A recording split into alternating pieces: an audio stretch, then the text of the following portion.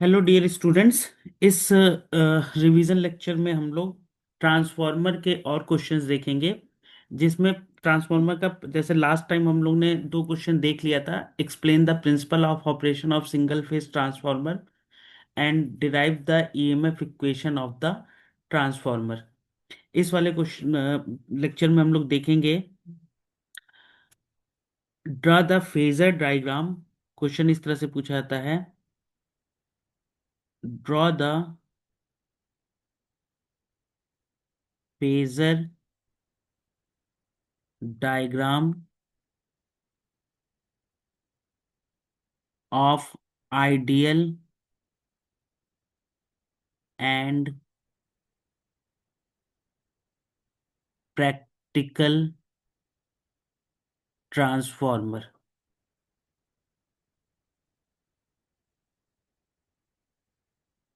Ideal and practical transformer at no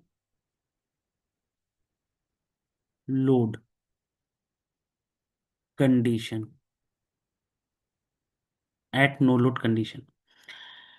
तो ये no load condition पे फेजर डायग्राम ड्रॉ करने के लिए 2 मार्क्स में कई बार आ चुका है। आई थिंक सो पिछले 5 सालों के पेपर में लगभग, अगर हर ईयर में 2 पेपर होते हैं तो 10 पेपर में ये एटलीस्ट 5 पेपर्स में पूछा गया है कि नो लोड कंडीशन पे फेजर डायग्राम ड्रॉ करना। अगर आइडियल और प्रैक्टिकल दोनों पूछा जाएगा तो वो 7 मार्क्स में क्वेश्चन पूछा जाएगा, और अगर सिर्फ एक का कुछ पूछता है, प्रैक्टिकल ट्रांसफार्मर का या सिर्फ आइडियल ट्रांसफार्मर का, तो वो 2 मार्क्स में पूछता है।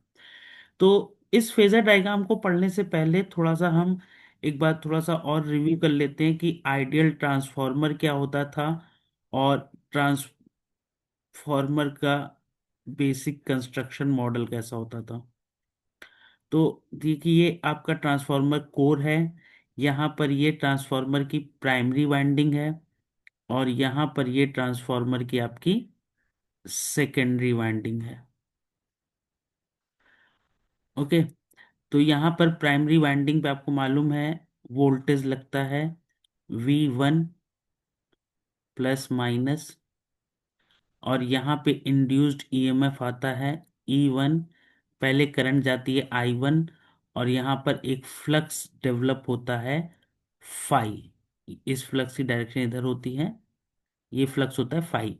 और ये फ्लक्स फाई प्राइमरी वाइंडिंग से लिंक करता है, जिससे प्राइमरी वाइंडिंग में इंड्यूस्ड ईएमएफ आता है E1, और यही flux flux phi secondary winding में लिंक करता है, जिसकी वजह से सेकेंडरी वाइंडिंग में ईएमएफ आता है E2।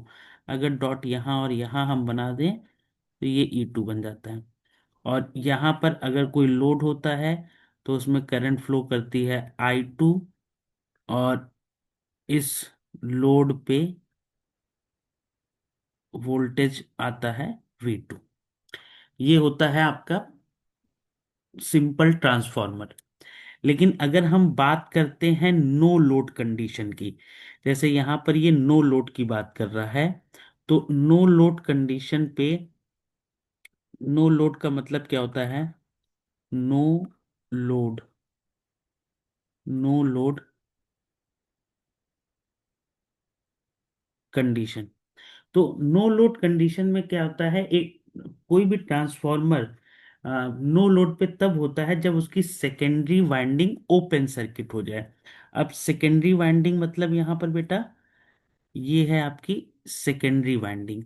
अगर ये ओपन सर्किट बन जाए, मतलब इतना ये रिमूव कर दिया जाए, इस पार्ट को अगर हम रिमूव कर दें, मतलब सेकेंडरी वाइंडिंग कुछ इस टाइप से बन जाएगी, फिर ये ओपन, ये ओपन सर्किट कर गई। अगर ये ओपन सर्किट हो गई तो सेकेंडरी वाइंडिंग में जो भी करंट फ्लो कर रही होगी, आपको मालूम है ओपन के केस में वो करंट क्या हो जाती है? जीरो। तो सेकेंडरी करंट जीरो हो जाएगी।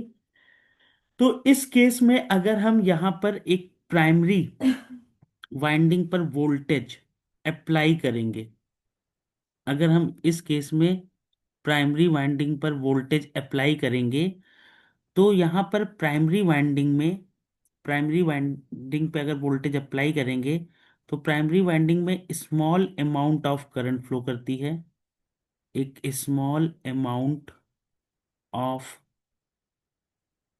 करंट फ्लो करेगी, जिसको हम कहते हैं आई नॉट, और इसका नाम होता है नो लोड करंट। इसको हम कहते हैं नो लोड करंट। ठीक है।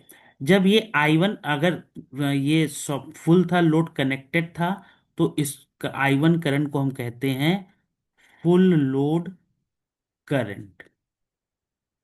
Full load current. और यहाँ पे अगर आई लोड कनेक्ट नहीं है तो हम इसे कहते हैं नो लोड करंट। और ये जो नो लोड करंट होती है इसकी वैल्यू होती है 2 to 5% of the full load current. 2 to 5% of the full load current.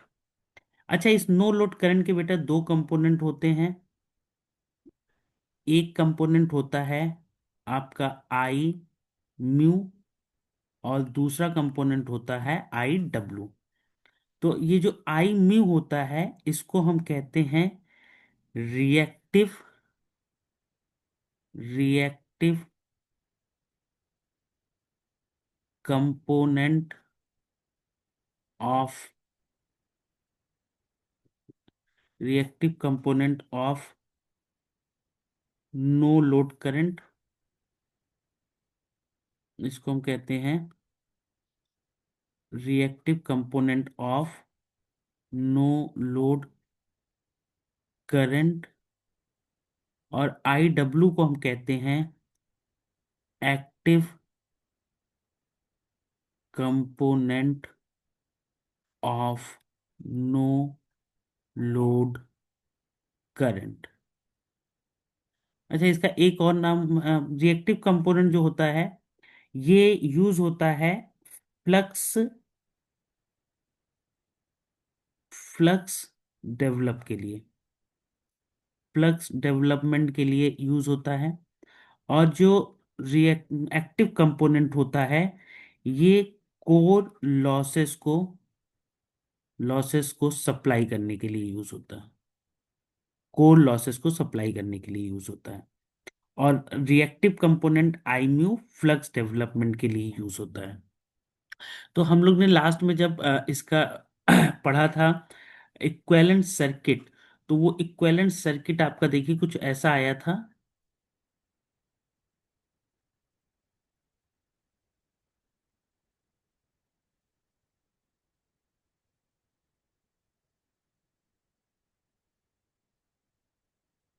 ये आपका ट्रांसफार्मर का,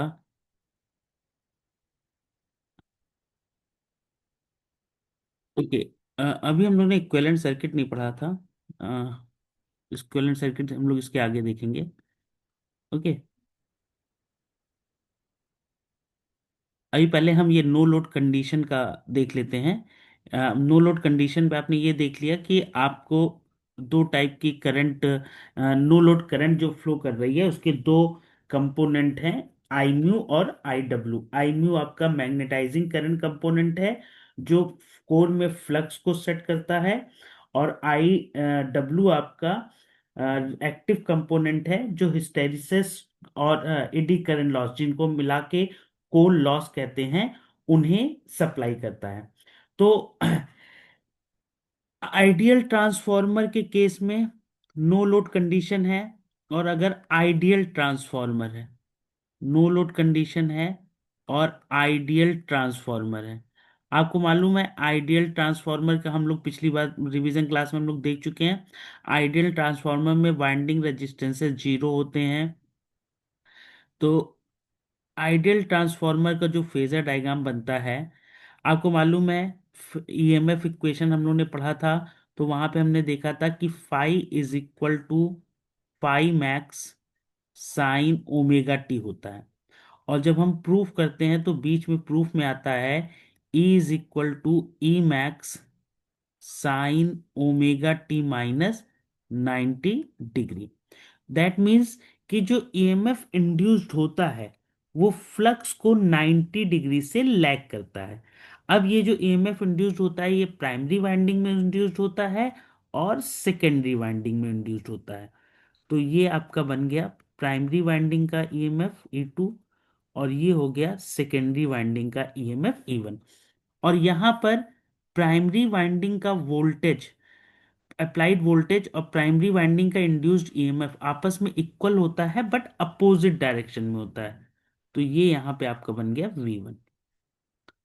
और आइडियल ट्रांसफार्मर का केस है आईम्यू। आईम्यू कंपोनेंट बेटा क्या होता है?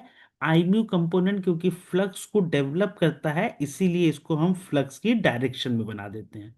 तो ये जो डायग्राम आपका बना, ये आपका डायग्राम बना आइडियल ट्रांसफार्मर के लिए phasor diagram at no load condition. Ideal transformer का phasor diagram at no load condition. अब सेकंड इसी में पूछा जाता है phasor diagram of practical transformer. Practical transformer का फेजर डायग्राम, प्रैक्टिकल ट्रांसफार्मर का phasor diagram, phasor diagram at no load condition, at no load condition. तो बेटा इस केस में देखिए क्या होगा, सेम इक्वेशन होगी phi is equal to phi max sine omega T, E is equal to E max sine omega T minus 90। तो हम रेफरेंस फेजर पे ले लेंगे किसको? फाई को।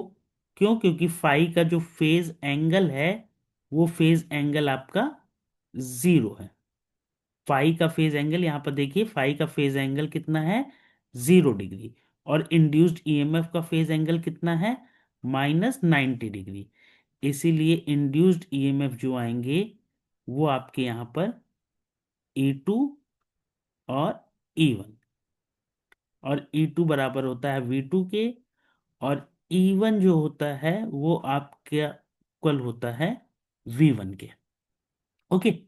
अब देखिए, अब आता है करंट। तो करंट के देखिए नो लोड कंडीशन है तो करंट कौन सी फ्लो करेगी? I naught. Current no load condition है तो करंट बेटा फ्लो करेगी आई नॉट। और ये जो आई नॉट फेजर होता है ये I mu phasor plus I W phasor से मिलके बना होता है। तो देखिए आई म्यू फेजर क्या होगा बेटा? आई म्यू फेजर क्योंकि फ्लक्स को जनरेट कर रहा है इसलिए ये फ्लक्स की डायरेक्शन में होगा। और आई डब्ल्यू फेजर क्योंकि लॉसेस को जो है यहां पर देखिए लिखा है ना, आई डब्ल्यू फेजर कोर लॉसेस को सप्लाई करता है। और कोर लॉसेस आपके डिपेंड करते हैं वोल्टेज पे। कोर लॉसेस डिपेंड किस पे करते हैं? वोल्टेज पे। दैट्स वाई आई डब्ल्यू जो होगा बेटा वो V1 की डायरेक्शन में होगा। आई डब्ल्यू V1 की डायरेक्शन में। और इन दोनों फेजर का सम, आई डब्ल्यू और आई म्यू फेजर का सम बेटा बनता है no load current I naught. No load current I naught. Okay. अब यहां पर अगर हम इसको एंगल मान लें, इस एंगल को हम मान लें, मान लीजिए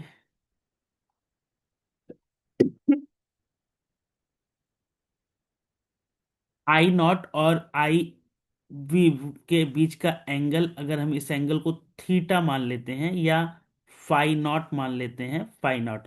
फाई एम आपका फ्लक्स है, फाई नॉट हमने एंगल माना आई नॉट और वी के बीच में। तो देखिए इक्वेशन क्या आ जाएगी? I W is equal to I naught cos phi naught, और I mu is equal to I naught sine phi not.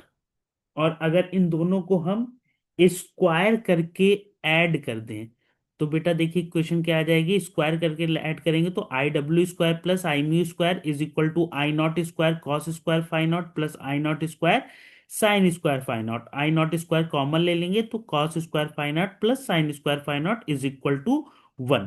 तो आपकी इक्वेशन आ जाएगी बेटा I naught is equal to under root I mu square plus I W square.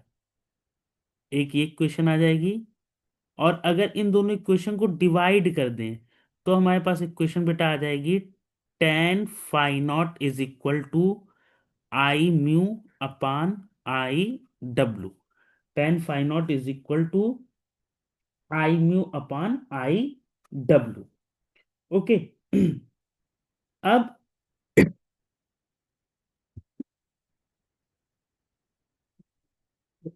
Sorry, तो ये रहा आपका इस क्वेश्चन का आंसर, कि अगर हमसे क्वेश्चन पूछा जाता है कि draw the phasor diagram of ideal transformer and practical transformer, अगर हमसे ये क्वेश्चन पूछा जा सकता आता है तो हम एक डायग्राम ये ड्रॉ करेंगे, ये वाला डायग्राम आइडियल ट्रांसफॉर्मर के लिए, और ये डायग्राम हम ड्रॉ करेंगे प्रैक्टिकल ट्रांसफॉर्मर के लिए। ओके। नेक्स्ट क्वेश्चन इसमें पूछा जाता है बेटा, नेक्स्ट क्वेश्चन पूछा जाता है,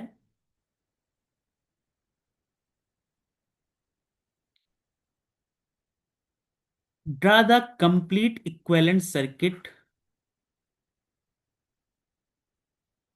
draw the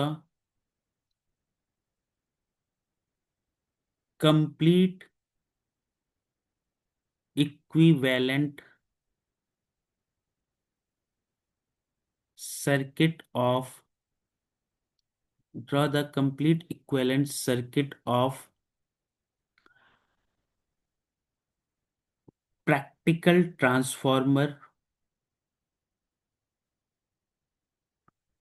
practical transformer and explain its parameter, and explain its parameter। तो ट्रांसफॉर्मर में बेटा आप पहले से सर्किट डायग्राम देख चुके हो। सर्किट डायग्राम, ये सर्किट डायग्राम होता है ट्रांसफार्मर का, प्राइमरी वाइंडिंग, और ये आपकी होती है सेकेंडरी वाइंडिंग। ये होती है सेकेंडरी और ये होती है आपकी प्राइमरी। तो यहां पर आप वोल्टेज लगाते हो V1 और इंड्यूस्ड ईएमएफ आता है E1। तो सबसे पहले आप ट्रांसफार्मर का इक्विवेलेंट सर्किट बनाने के लिए, अगर हम ट्रांसफार्मर का देखें तो लास्ट लेक्चर में मैं बताया दिखाया था, मैंने बताया था आपको कि ट्रांसफार्मर का इलेक्ट्रिकल इक्विवेलेंट ऐसे बनता है। इलेक्ट्रिकल इक्विवेलेंट इस टाइप से बनता है। यहाँ ये डबल लाइन होती है और ये डबल लाइन रिप्रेजेंट करती है कोर को, और ये डॉट्स होते हैं और ये डॉट रिप्रेजेंट करते हैं वोल्टेज पोलैरिटी को।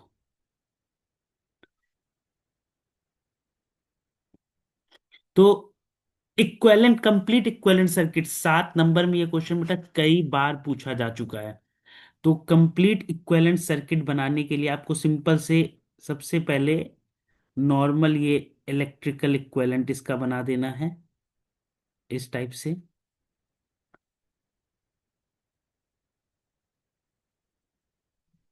ये इलेक्ट्रिकल इक्विवेलेंट बना देंगे। अब देखिए, प्राइमरी वाइंडिंग है, अगर बेटा कोई क्वाइल है तो वाइंडिंग मतलब क्वाइल, वाइंडिंग का मतलब क्वाइल, और क्वाइल मतलब कि इसमें दो चीज होगी, रेजिस्टेंस एंड इंडक्टेंस। अब देखिए, रेजिस्टेंस का इंपीडेंस तो हम रेजिस्टेंस से दिखाते हैं, लेकिन इंडक्टेंस को दिखाने के लिए हम यूज करते हैं बेटा एक्स एल। ठीक है, एक्स एल जिसको हम कहते हैं इंडक्टिव रिएक्टेंस। और ट्रांसफार्मर के केस में अगर प्राइमरी साइड है तो हम इसको दिखाएंगे, एक्सएल को ही हम दिखाते हैं X1 से, और इसको हम कहते हैं लीकेज रिएक्टेंस। तो देखिए, प्राइम आपके पास दो साइड है, प्राइमरी साइड और सेकेंडरी साइड। तो प्राइमरी साइड में आपका पहली कॉइल है तो रेजिस्टेंस बन जाएगा R1 और इंडक्टर बन जाएगा X1, R1 और X1। इसी तरह सेकेंडरी साइड में बेटा ये बन जाएगा R2 और X2। अब इसके बाद आपकी जो नो लोड की कंडीशन पे आपके दो कंपोनेंट थे, आई नॉट के दो कंपोनेंट थे, आई म्यू और आई डब्ल्यू। तो वो करंट जो कंपोनेंट्स दिखाते हैं उसको हम दिखाते हैं यहाँ पर पैरेलल या संट ब्रांच से। ये होती है आर नॉट और एक्स नॉट।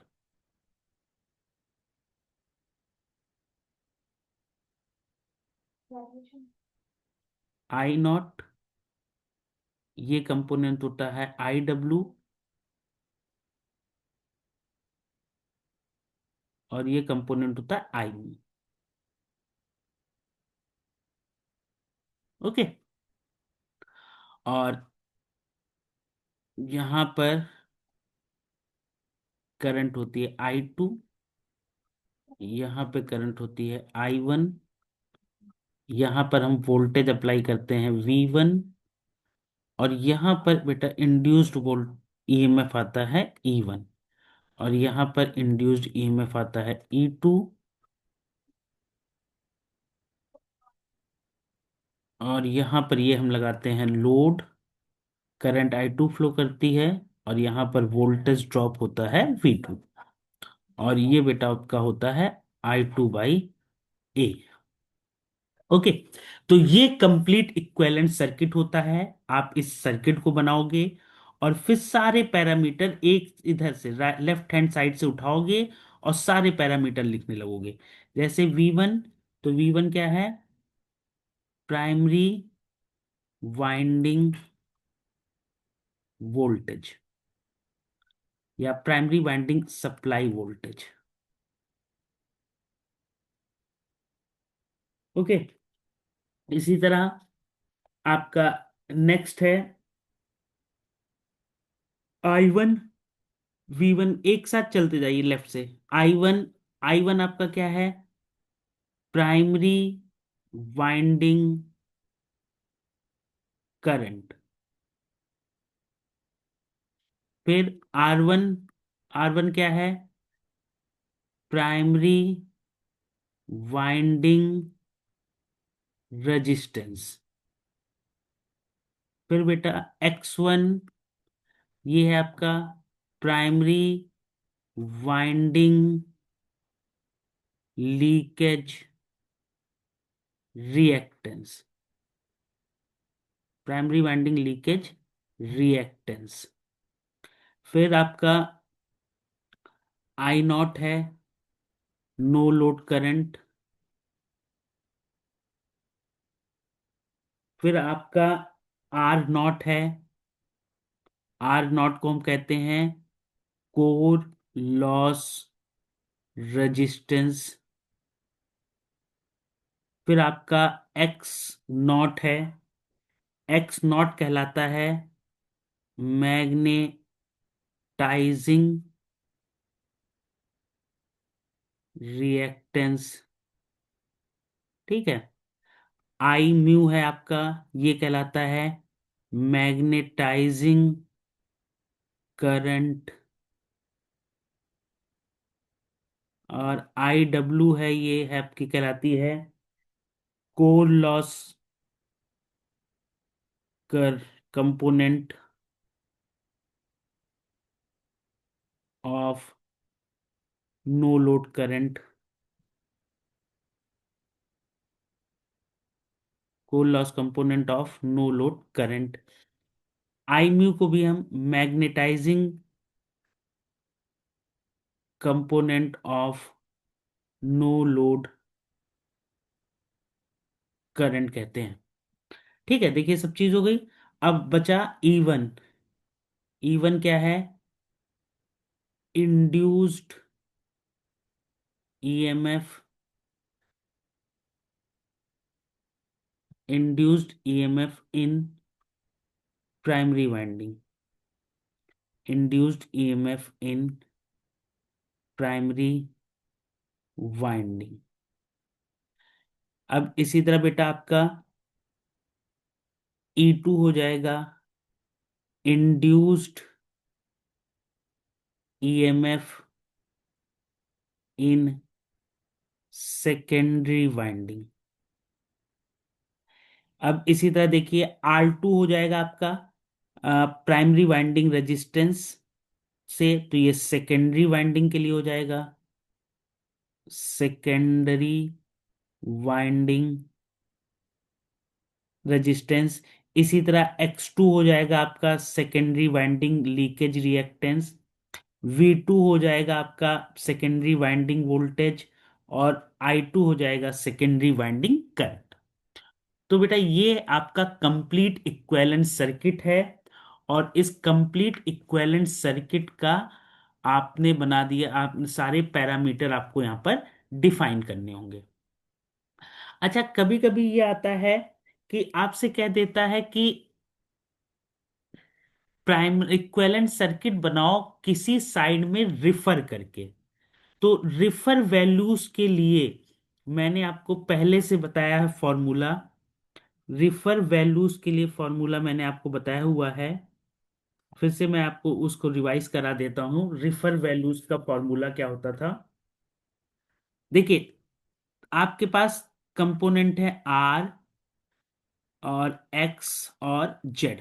अगर इनको आप किसी साइड में रिफर करते हो, तो जैसे ही आप इन वैल्यूज को रिफर करोगे, तो referred values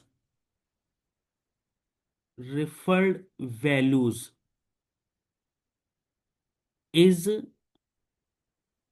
referred values is shown by dash. Referred values को हम शो करते हैं डैश से, डैश। जैसे अगर मान लीजिए प्राइमरी साइड में R1 है, और उसको हम प्राइमरी साइड में R1 है,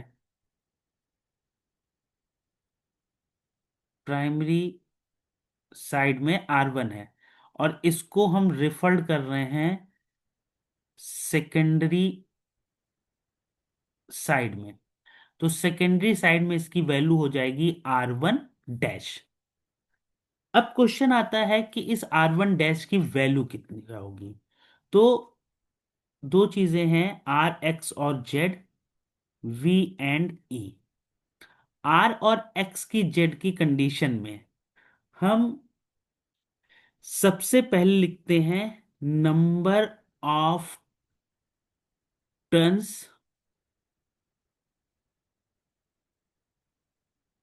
जिस तरफ हम रिफर कर रहे हैं, जिस तरफ रिफर कर रहे हैं,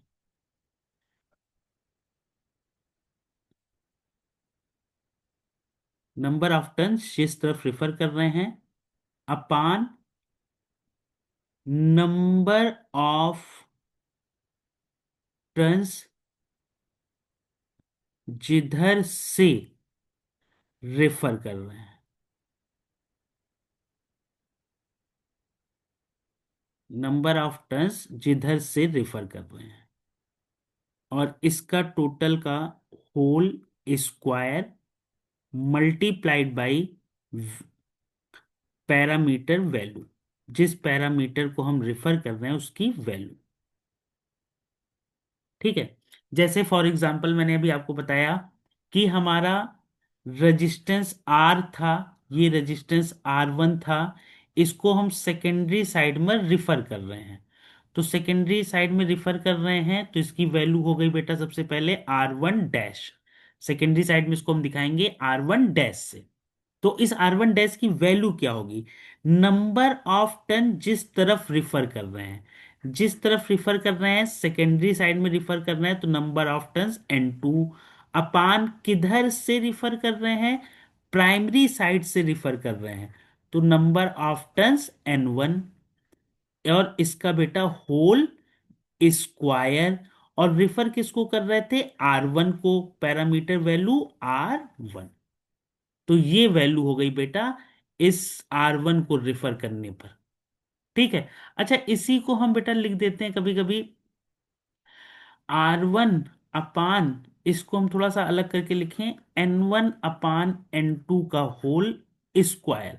तो आपने फॉर्मूला ट्रांसफॉर्मेशन रेशियो का पढ़ा है कि A is equal to N1/N2 is equal to E1/E2 is equal to V1/V2 is equal to I2/I1।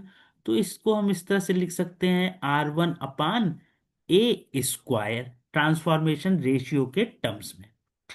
अच्छा, अब इसी तरह अगर वोल्टेज और ईएमएफ को हमें रिफर करना है, तो वोल्टेज को रिफर करना है तो ये सेम वही चीज हो जाएगी, नंबर ऑफ टर्न्स जिस तरफ रिफर कर रहे हैं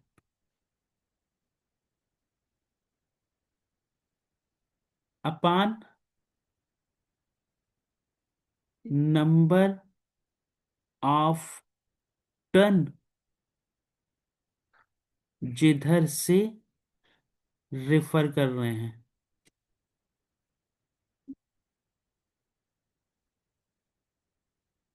इनटू पैरामीटर वैल्यू।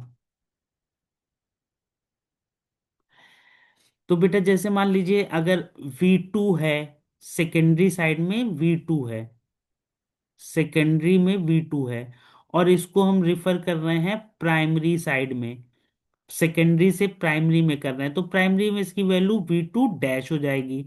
और इस V2 डैश की वैल्यू क्या होगी बेटा, नंबर ऑफ टर्न जिधर रिफर कर रहे हैं, रिफर किधर कर रहे हैं, प्राइमरी साइड में, प्राइमरी साइड में नंबर ऑफ टर्न्स N1, अपान जिधर से रिफर कर रहे हैं, सेकेंडरी साइड से रिफर कर रहे हैं, number of turns N2 multiplied by parameter value, parameter किसको रिफर कर रहे थे, V2 को। तो ये बन गया N1/N2 × V2। तो दोनों में डिफरेंस क्या है, अगर हम रेजिस्टेंस, इंडक्टेंस और इंपीडेंस को रिफर करेंगे तो यहां पर हमारा स्क्वायर लगता है, नंबर ऑफ टर्न्स वाले के ब्रैकेट पे स्क्वायर लगता है। और अगर हम वोल्टेज और ईएमएफ को रिफर करेंगे तो यहां पे स्क्वायर नहीं लगता है। अच्छा, एक ध्यान रखिएगा कि करंट के लिए जस्ट इसका अपोजिट हो जाता है, करंट के लिए अपोजिट हो जाता है। दैट मीन्स अगर करंट को हम ये सीधे, याद रखिएगा, करंट को अगर हम सेकेंडरी वाइंडिंग से प्राइमरी वाइंडिंग की तरफ रिफर करेंगे, तो सेकेंडरी वाइंडिंग से प्राइमरी वाइंडिंग की तरफ रिफर करेंगे तो वैल्यू हो जाएगी I2 dash is equal to I2/A। ठीक है, बस इतने के यूज होगा।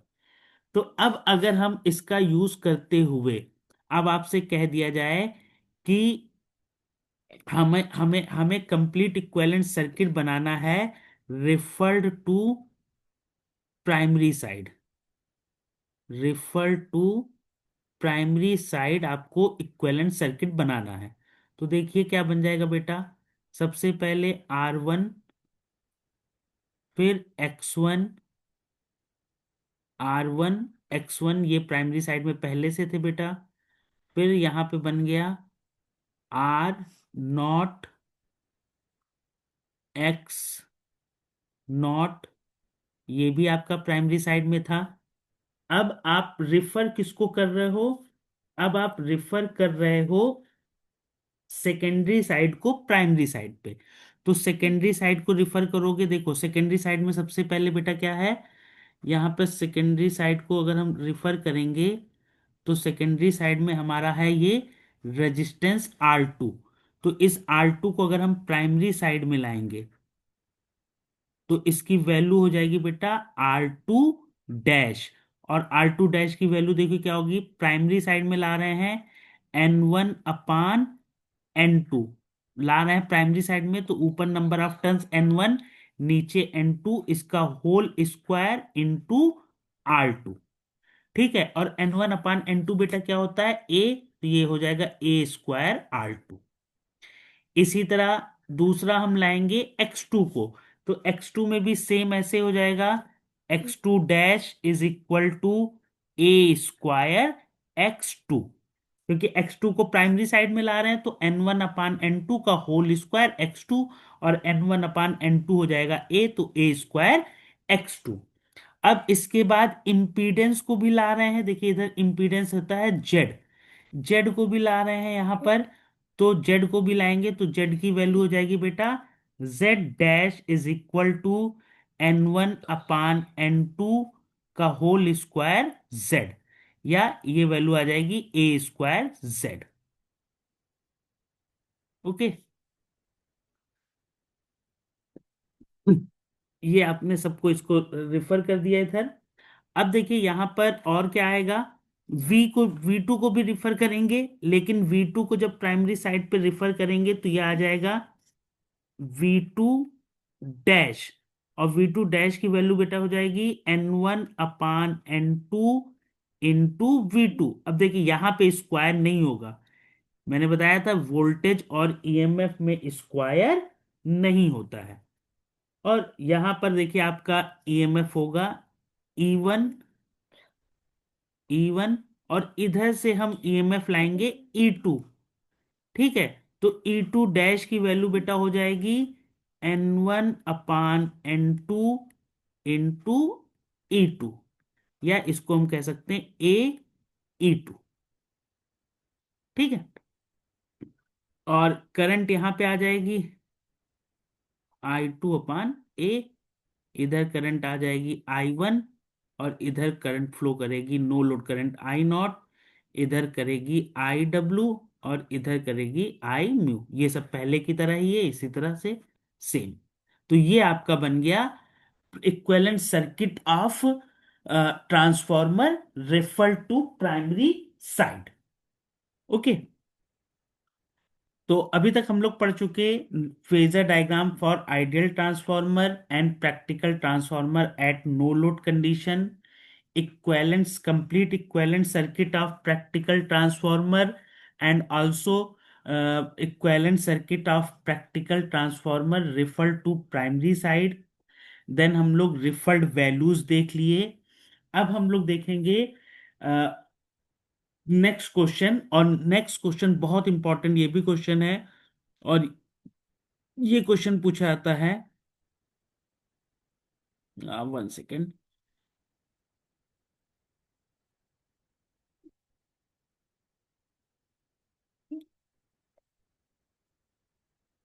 ओके। ये क्वेश्चन पूछा जाता है next. Draw the full load phasor diagram.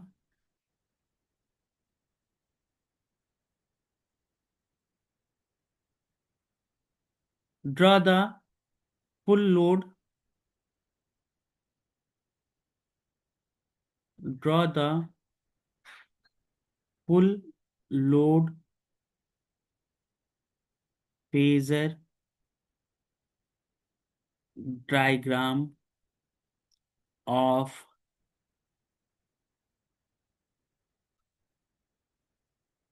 Single phase transformer. Draw the full load phasor diagram of single phase transformer for inductive load. हमें इसे इंडक्टिव, मैंने क्लास में आपको कैपेसिटिव और यूनिटी पावर फैक्टर के लिए बताया था, लेकिन हमें इंडक्टिव लोड के लिए ही पढ़ना है। ठीक है। उसी के लिए याद रखना है। तो full load phasor diagram draw करने के लिए बेटा पहले तो आपको कुछ इक्वेशंस आपको मालूम होनी चाहिए। जैसे अगर हम ट्रांसफॉर्मर का छोटा सा यहाँ पे इक्विवेलेंट डायग्राम ड्रॉ करें। इक्विवेलेंट डायग्राम ये हम ड्रॉ कर रहे हैं यहाँ पर।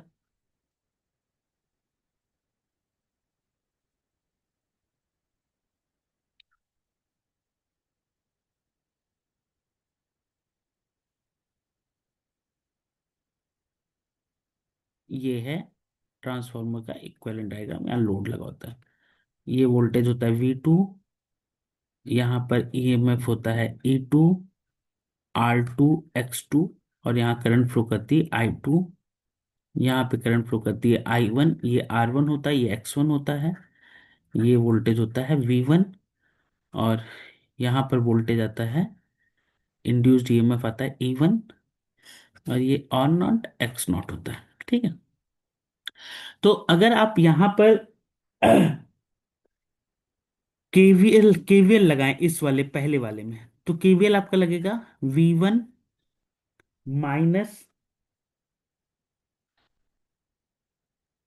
I1 R1 - j I1 X1 is equal to या माइनस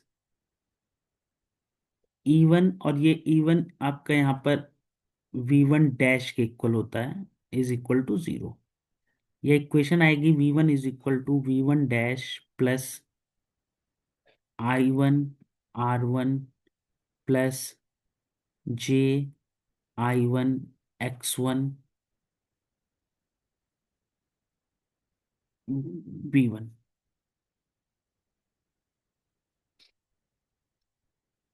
ये इक्वेशन आएगी। ये E1 माइनस V1 डैश, ये E1 ही है बेटा, ठीक है। और अगर दूसरे वाले में आप लगा दें, इस वाले में KVL लगा दें, तो आपको इक्वेशन आएगी E2 is equal to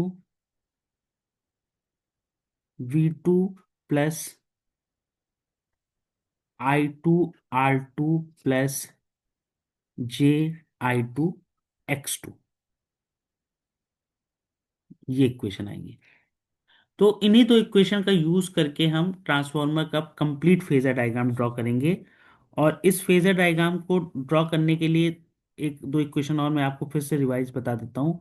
flux phi होता है phi M sine omega T, और ईएमएफ जो भी आता है वो होता है E max sine omega T minus 90 degree. तो जो E1 होगा उसका फेज एंगल होगा -90 डिग्री, जो E2 होगा उसका फेज एंगल होगा -90 डिग्री, और जो फ्लक्स होगा उसका फेज एंगल होगा 0 डिग्री। तो हम हमेशा रिफरेंस फेजर पे उसको लेते हैं जिसका फेज एंगल 0 डिग्री होता है। तो हमने फ्लक्स को यहाँ रिफरेंस फेजर पे ले लिया, और हमारा ईएमएफ E1 E1 और E2 ईएमएफ E1 और ईएमएफ E2, ये दोनों इस फ्लक्स फाई को 90 डिग्री से लैग कर रहे हैं। ओके, नेक्स्ट, अब हमारा वोल्टेज आएगा V2। यहां पर जो वोल्टेज V2 होगा ये कुछ इस डायरेक्शन में है, वोल्टेज V2। और इंडक्टिव लोड है, इसलिए करंट I2 V2 को लैग कर रही है। करंट I2 V2 को 90 डिग्री से लैग कर रही है। अब देखिए V2 में इक्वेशन देखिए बेटा, V2 में हम क्या जोड़ेंगे, I2 R2। V2 में हम क्या जोड़ रहे हैं, I2 R2। तो V2 में I2 R2 देखिए, I2 इस डायरेक्शन में बन रही है तो I2 R2 भी इसी डायरेक्शन में बनेगा। V2 में हमने जोड़ा I2 R2, और इसमें फिर हमने जोड़ दिया JI2 X2। देखिए अगर कोई वेक्टर इस डायरेक्शन में है, I2 वेक्टर इस डायरेक्शन में है, और अगर इसमें हमने J से मल्टीप्लाई कर दिया तो ये 90 डिग्री मूव कर जाएगा, JI2 इस डायरेक्शन में हो जाएगा। तो देखिए यहां पर ये 90 डिग्री मूव कर गया, और ये बन गया आपका JI2 X2। JI2 X2। Okay, तो ये इक्वेशन देखिए आपकी कंप्लीट हो गई। V2 plus JI2 I2R2 plus JI2 X2 is equal to E2। ठीक है। और E1 के बेटा अपोजिट मैंने अभी बताया था कि E1 के अपोजिट जो आपका था वो था V1 डैश। E1 के अपोजिट था आपका V1 डैश। अच्छा, यहां पे अगर देखें ध्यान से तो ये I1 करंट किसके बराबर है, I1 करंट आपकी I0 के बराबर है प्लस I2 डैश के बराबर है। तो I2 डैश बेटा मतलब क्या हुआ, I2 डैश मतलब इसको I2 को अगर हम पीछे की तरफ बढ़ा दें तो ये हमारा बन गया I2 डैश। और अब हम नो लोड करंट की बात करें तो नो लोड करंट बेटा आपके नो लोड करंट के दो कंपोनेंट होते हैं। एक कंपोनेंट होता है आपका आई म्यू, और आई म्यू हमेशा कहाँ होता है, फ्लक्स की डायरेक्शन में। और दूसरा बेटा कंपोनेंट होता है आई डब्ल्यू होता है वोल्टेज की डायरेक्शन में। और इन दो वेक्टर्स का सम बनता है आई नॉट, इन दो वेक्टर्स का सम बनता है बेटा आई नॉट। और I1 देखिए इस इक्वेशन से, यहां पर अगर इस पॉइंट पे केसीएल लगा दें तो हमारा I1 क्या हो जाएगा बेटा, I1 phasor is equal to I naught phasor plus I2 dash phasor. तो देखिए I2 डैश फेजर ये है, आई नॉट फेजर ये है, इन दोनों फेजर का सम, इन दोनों फेजर का सम अगर हम देखें तो इन दोनों फेजर का सम बन जाएगा आपका ये वेक्टर, और इस वेक्टर को हम कहेंगे I1। ओके, अब देखिए next equation, V1 is equal to V1 dash ये है, इसमें I1 R1 जोड़ रहे हैं, I1 R1 देखिए ये ब्लैक कलर से बना है, तो I1 इसी डायरेक्शन में बन गया I1 R1। और इस पे अगर I1 पे हमने मल्टीप्लाई किया J का, I1 पे हमने मल्टीप्लाई किया J का, तो ये वेक्टर बन गया हमारा JI1 X1। और V1 dash plus I1 R1 plus JI1 X1, ये तीनों फेजर मिलके बनाएंगे आपका फेजर E1, ये फेजर बनाएंगे, सॉरी V1। ओके, तो V1 इज इक्वल टू, यहाँ पे इक्वेशन देखिए, V1 is equal to V1 dash plus I1 R1 plus JI1 X1। तो ये आपका फाइनल फेजर डायग्राम बना, complete phasor diagram for inductive load. अच्छा, अगर कैपेसिटिव लोड होता बेटा तो ये I2 यहां पर इस जगह आगे हो जाती, और अगर रजिस्टिव लोड होता तो I2 V2 के सेम फेज में हो जाती। बहरहाल क्वेश्चन जो आपका पूछा जाता है वो इंडक्टिव लोड का पूछा जाता है, तो आप लोग इंडक्टिव लोड के लिए इसको अच्छे से प्रिपेयर कर लीजिए। तो आज के अभी इस रिवीजन लेक्चर में हम लोग ने आइडियल और practical transformer no load condition में फेजर डायग्राम देखा, इक्विवेलेंट सर्किट देखा, और रिफल्ड वैल्यूज देखी, और फिर हमने फुल लोड फेजर डायग्राम देखा सिंगल फेज ट्रांसफार्मर का फॉर इंडक्टिव लोड। और ये इन क्वेश्चंस में, क्वेश्चंस ये सब बार बार पूछे जाते हैं और आसान है। एक बार आप इस वीडियो को देख लीजिए, पीडीएफ से इसको प्रैक्टिस कर लीजिए, आप 2-4 बार प्रैक्टिस कर लेंगे तो ये आपको याद हो जाएगा, और ये सब 7 नंबर में क्वेश्चन पूछे जाते हैं। अच्छा, नेक्स्ट अभी रिवीजन लेक्चर में मैं फिर ट्रांसफार्मर के जो बचे हुए पार्ट हैं वो दूंगा, और उसके नेक्स्ट लेक्चर में मैं ट्रांसफार्मर के न्यूमेरिकल दूंगा।